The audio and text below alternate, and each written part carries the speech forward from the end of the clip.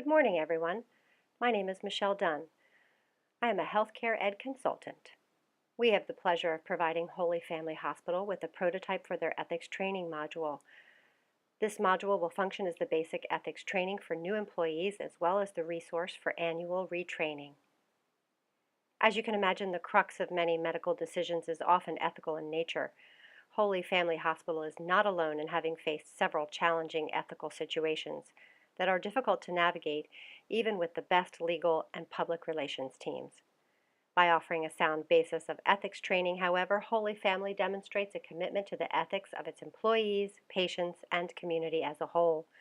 This session is designed to provide you, the hospital administrators, an overview of the training.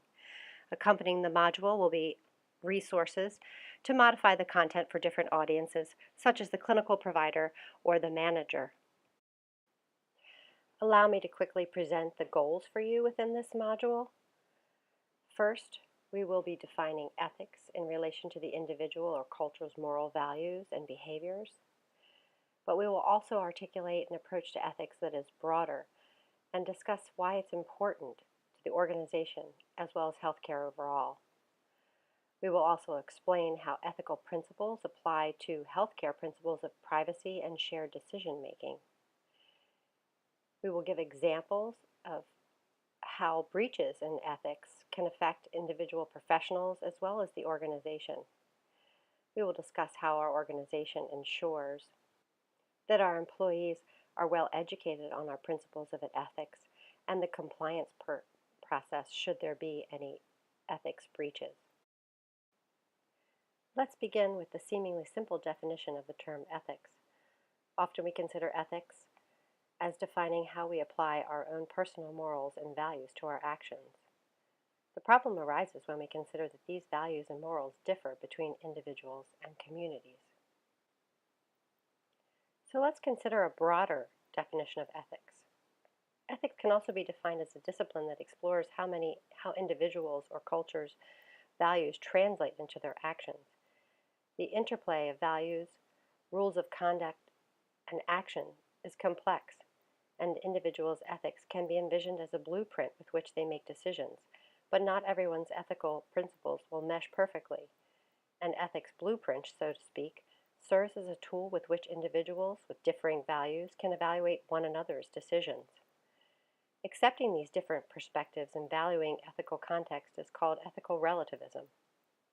There are, however, universal ethical principles that can be used to evaluate and make decisions with respect to the needs of all parties. I imagine none of us here would argue that honesty, respect, caring, and fairness are universal principles in healthcare. The ancient Greek physician Hippocrates is credited as the founder of modern discipline of medicine, not only as an objective and analytic clinical practice, but also as a science adhering to a code of ethics that is still valued today. Most of us are familiar with portions of the oath credited to his school of thought, but here is a translation from elsewhere within the corpus that suggests the challenging interplay between the healthcare provider, patient, and the patient's state of health. The modern term for the application of the discipline of ethics to medicine is called bioethics.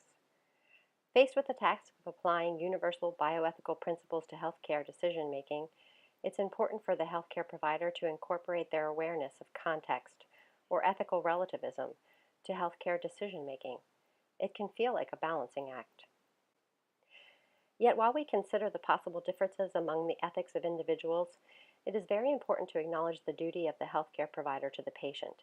This is an often quoted physician, Martin Henry Fisher. The quote reflects the overarching principle that the patient is tantamount in any ethical decisions. While one cannot completely exclude our personal ethics, duty and professionalism obligate the provider to prioritize the patient's perspective, as well as to separate our personal ethics from our decision making. This may not always be easy or even possible.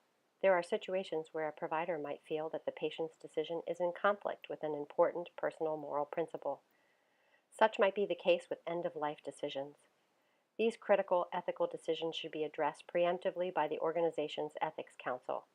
Resources regarding this accompany this module. Holy Family Hospital's stated mission includes many values that represent the basic principles of bioethics. These are some of the values presented in the mission statement. They reflect both classical bioethical principles as well as some of the universal principles we've mentioned.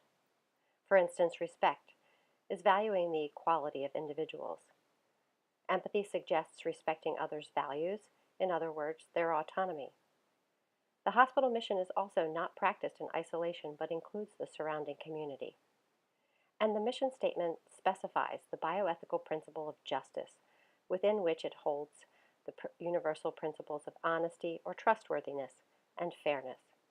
So these classical and universal ethical principles are the values professed specifically by this hospital. In our employee training module, this is the suggested stopping point for assessment.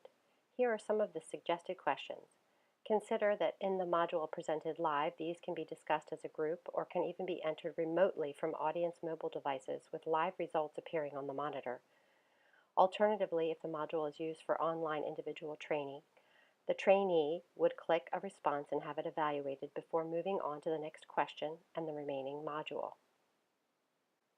Our first question asks, in the discipline of ethics, upon what are behaviors and actions based? And of course, we've seen that that is based on our values and morals. Then we were asked, true or false? An individual organization's ethics are specific to their culture, therefore they cannot uphold the morals and values of a patient's ethical principles different from theirs. And of course, we know this is false based on ethical relativism. And lastly, we are asked, universal ethical principles include, and our choices, of course, list respect and kindness that we have discussed as universal principles of ethics. Take a moment and read this powerful statement by the American Speech Language Hearing Association.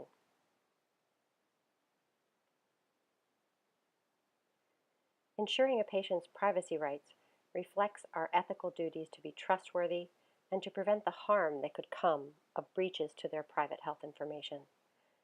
The hospital also has a legal obligation outlined under the federal regulations guided by HIPAA to secure patient health information. Under these regulations, any disclosure must be approved by the patient and clearly define the content and receiver of the information. As healthcare providers, we prioritize the autonomous choices of our patients. We also prioritize the obligation to promote their health within our means and skill. These two priorities can come into conflict. While we must strive to respect and include the patient's ethics and choices, we are obliged to inform their decisions with our expert knowledge. This is the opportunity in the training module for using a case study customized to the audience. Here we give an example of a clinical case study.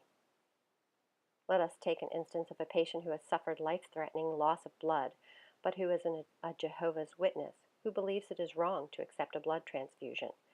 How do we address our conflict to support the patient's choice, yet not offer them a life-saving, readily available treatment? Our obligation lies within informed consent. We must offer our expertise to the extent that the patient is as aware as possible of the consequences of their choices. If these parameters are met, then we have upheld our duties to the patient's autonomy, demonstrated honesty, and offered our skills with the patient making the final decision for themselves.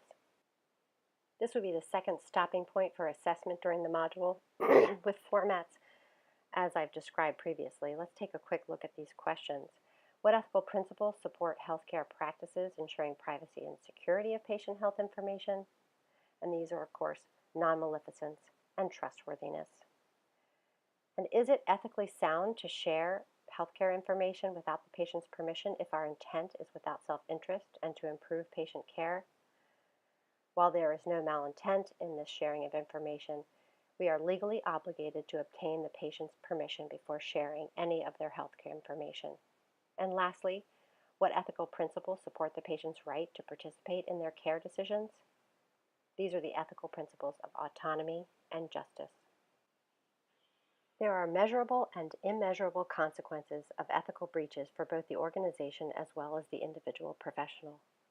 Federal regulation resulting from HIPAA and HITECH legally obligate our ensuring the patient's security of healthcare information.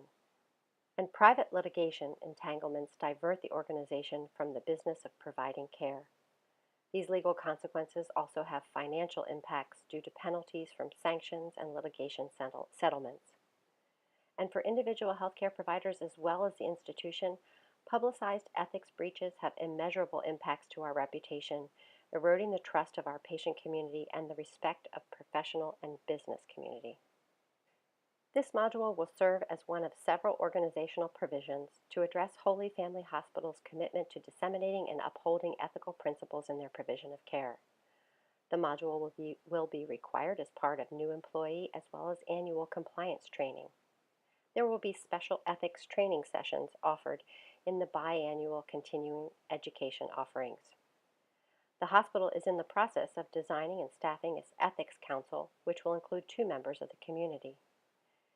The council will additionally be charged with designing and scheduling community outreach in both formal learning sessions as well as town hall format meetings to address any possible concerns. Administrators have committed to monthly messaging to include topics such as professionalism, codes of conduct, and specific ethical issues. Let's discuss what should be reported as an ethical issue.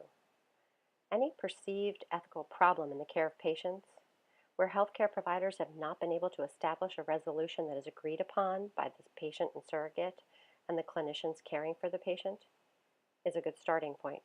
But also questions about professionalism, general questions about patient privacy or confidentiality, questions about ethical practices as well in the workplace, regarding human resources, resource allocation, or the business practice of the institution.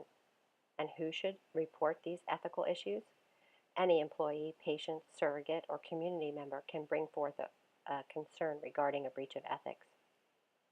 The method of how to report ethical issues can be done directly through management or leadership, but also can be reported anonymously to the ethics hotline as shown here, which will be a part of all hospital badges starting in the next fiscal year.